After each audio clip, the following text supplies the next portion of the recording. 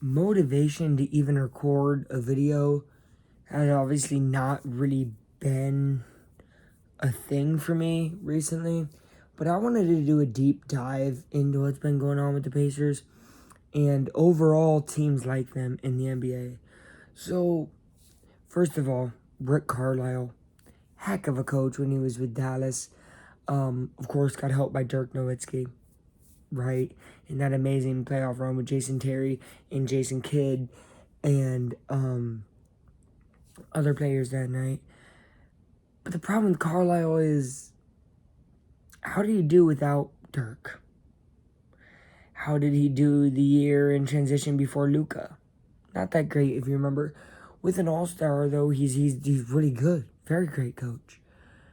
But the issue is, when you're a young team and your best player is young and can fight through injuries throughout the year like Tyrese Halliburton has, you need to get those wins when you don't have your best player.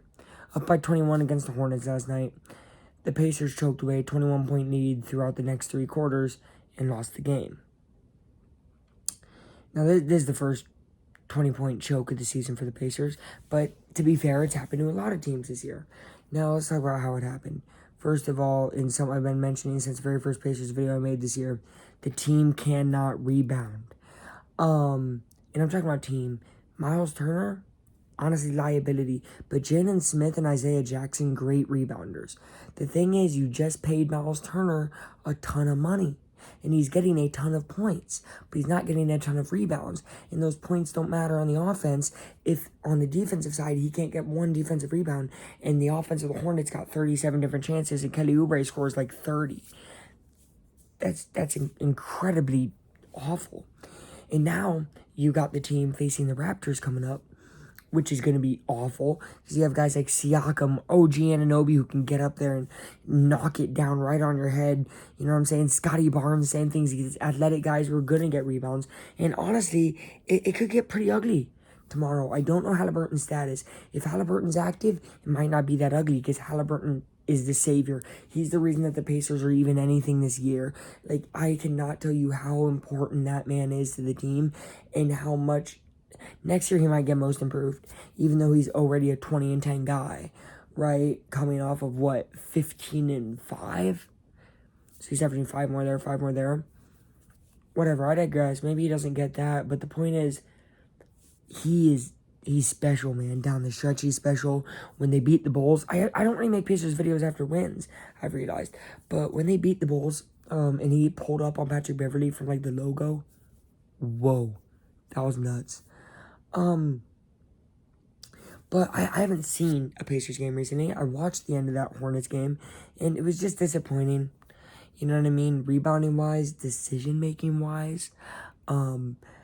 Nembhard makes really good decisions for 3 quarters, but in the fourth quarter tries to play hero ball, which his brother does too, by the way, at Creighton. I was watching March Madness, and his brother tries to play hero ball too, but he does pretty well because he's surrounded by guys who can rebound, because that Creighton team has pretty good rebounding, because they're a college team, and they have a 7-footer, so he's probably 6'11". Pacers just rebounding is so hard. And the second thing is, second half defense is awful. First half, the team comes out electric on defense, but really stalling on offense, right? So it's almost like it unevens itself out, and they're always losing at the end of the first half, or tied. And then in the second half, they always spark up on offense, but start to lose it on defense. The only times they really don't is with key guys like Aaron Nesmith, beast, by the way, my favorite player on the team. I've mentioned this before. I couldn't actually find his jersey. I had to get a Bennedict Mathurin, who, by the way, also amazing player. Played really good as a starter the other night. He had 70% field goal percentage. He just didn't play a ton. And he didn't really play. He didn't play give me the ball late, which that's something I really want to see from Bennedict Mathurin, is for him to ask for the ball late in the game. Right now, the Pacers are 2.5 games back from the playoffs. And by playoffs, I mean the play-in spot. I go to a game March 31st, which is in about 10 days approximately. 10, 9, 8. I don't know, it's coming up fast, right? I'm excited. I go to that game with my girlfriend. The point is that I'm making is that game might mean a lot, and it would be super awesome to be in that atmosphere at a Pacers game, right? But the game against the Hornets mattered that much too. Bulls were able to beat the Sixers sadly, and it put Pacers 2.5 games back. Pretty close to 3 because the Wizards, I don't know what they did or what they're gonna do, but the Bulls are on fire right now when they need to be, and the Pacers are cold when they can't be. And blaming just Halliburton being out is such a bad reason. You should be able to win without your best guy. You see it happen all the time. When the Nuggets didn't have Jokic, Jamal Murray stepped up. When the Celtics don't have Tatum, who steps up? Jaylen Brown, right? There's always a number 2. Truth be told about the Pacers, Miles Turner's at number 2, and he stepped up in the first quarter, huge, 15 points, right? He finished the game with 22. 7 points in the next 3 quarters. He had 7 points and like 3 rebounds in the final 3 quarters of the game. He started the game with 15 points and 2 rebounds. Those numbers might be a little different. Like, I don't remember look at the box score perfectly. But, like, it wasn't a ton. It's not like he scored a ton. It's disappointing. And I'm used to it as an Indiana sports fan. And I know all my Indiana college sports fans are used to it with Purdue losing to Farley Dickinson and Indiana losing to Miami in both tournaments, which is crazy. But it's been pretty sad lately. Indiana sports fans. Luckily, I'm a Cubs fan. Love the Cubs. They look like they might be exciting this year. So maybe look out for Cubs content once opening day arrives. But that's 160 games. So what am I really gonna do with that? Or was it 116? No, it's 160. I play MLB The Show. Also, I watch Sports Center. I want to say this. Rest in peace, Willis Reed. One of the greatest ever. I didn't realize how great he was until they said the seminar piece on Sports Center. One day I'll be on Sports Center. Bet on that. Put your money on it. Because I'm not going to stop till I get to a Sports Center, till I get to a place where I'm reporting on something, till I'm commentating. I'm going to get there. Hopefully this is a start. I want to upload a lot more for you guys. Pacers content. Colts off season right now. When the draft comes up, I'll give you my reactions to what we do in the draft. Hopefully, I want Bryce Young. I think Bryce Young is generational. I know he's 5'8", but there's guys who can break, being small or whatever.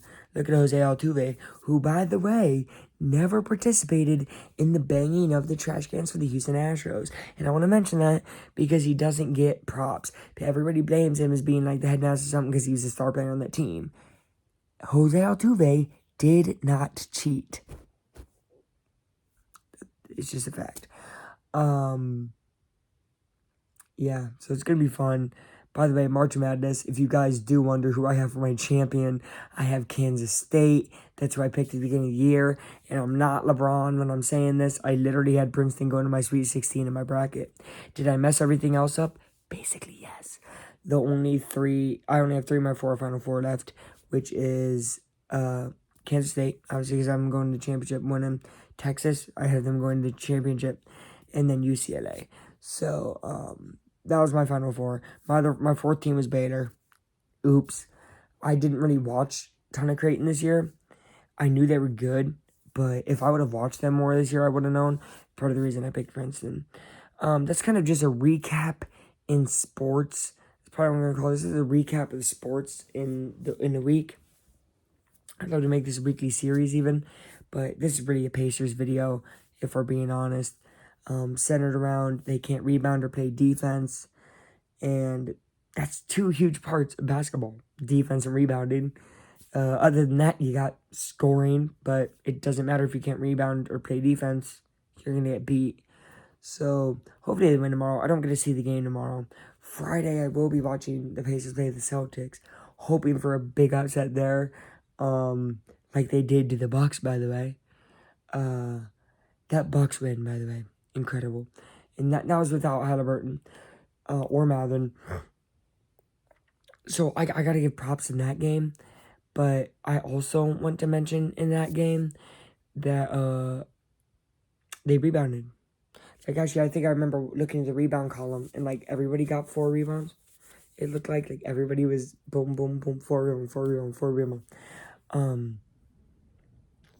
So, yeah. Just rebound better, and I think the Pacers can win a lot of games. Passing the ball, assists is not a problem. Nembhard averages some of the best assists as a rookie, and Mathurin averages some of the best points as a rookie. They're really good. This team is so young and good, and it's really fun that I get to cover them at their roots, because I know next year they're going to get even better, and the year after that they're going to be even better. And I really do think eventually Halliburton's the type of guy who could finally bring a championship to Indiana basketball. We'll see. That's all I got for you guys. Until next time, yo, Aflac out.